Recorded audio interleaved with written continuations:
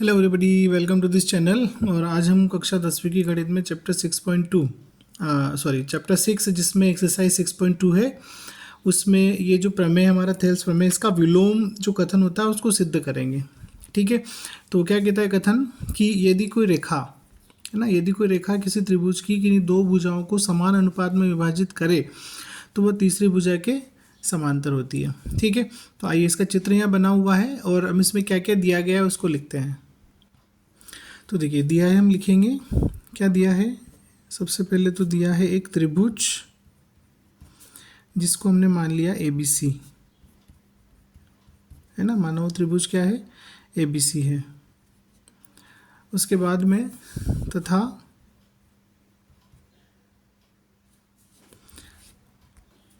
इसकी दो भुजाओं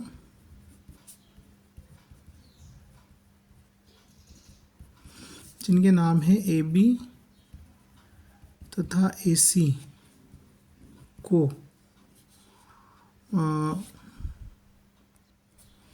समान अनुपात में विभाजित करने वाली रेखा कौन है, DE है। ठीक है, तब जो दिया है उसके हिसाब से AD बटे DB बराबर AE बटे EC होगा। ठीक है, इतना दिया हुआ है। अब हम लिखेंगे सिद्ध करना है।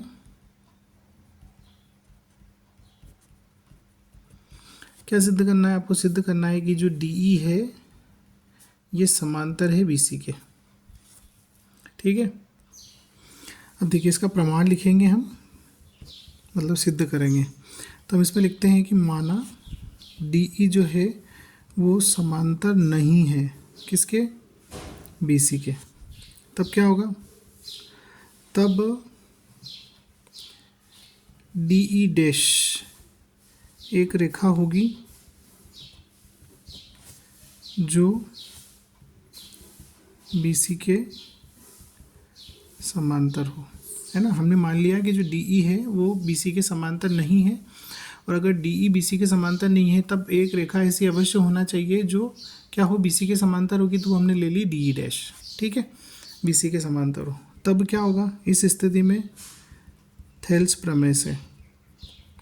थेल्स प्रमेय क्या कहता है कि किसी त्रिभुज में उसकी किसी भी मतलब किसी भी दो भुजाओं को समान अनुपात में बांटेगी कोई रेखा। मतलब थेल्स प्रमेय क्या कहती है, थेल्स प्रमेय कहती है कि यदि किसी त्रिभुज में उसकी किसी एक भुजा के समांतर को रेखा खींची जाती है तो वह शेष दो भुजाओं को समान अनुपात में विभाजित करती है। ठीक है, ये आपका थेल्स प्रमेय है। तो उसी थेल्स प्रमेय से हम क्या लिखेंगे कि AD बटे DB जो है वो बराबर है AE डैश बटे E डैश C के। ठीक है, अब यहाँ देखिए जो हमको दिया गया है उसको हम समीकरण 1 कहते हैं और इसको हम समीकरण नंबर 2 कहते हैं। अब यहाँ क्या लिखेंगे, समीकरण 1 व 2 से। देखिए समीकरण 1 भी AD बटे DB के बराबर है और समीकरण 2 भी AD बटे DB के बराबर है। तो हम क्या करेंगे, यहाँ पे लिखेंगे समीकरण 1 और 2 से AE बटे EC जो है वो बराबर होगा AE डैश बटे E डैश C के। ठीक है, AE बटे EC का जो रेशो है वो किसके बराबर है, AE डैश बटे E डैश C के रेशो के बराबर है। ये बन जाएगी समीकरण नंबर 3। अब हम क्या करेंगे, समीकरण 3 के दोनों पक्षों में एक जोड़ने पर, देखो एक जोड़ने पर क्या मिलेगा, AE बटे EC, ठीक है, प्लस 1 और बराबर AE डैश बटे E डैश C प्लस 1।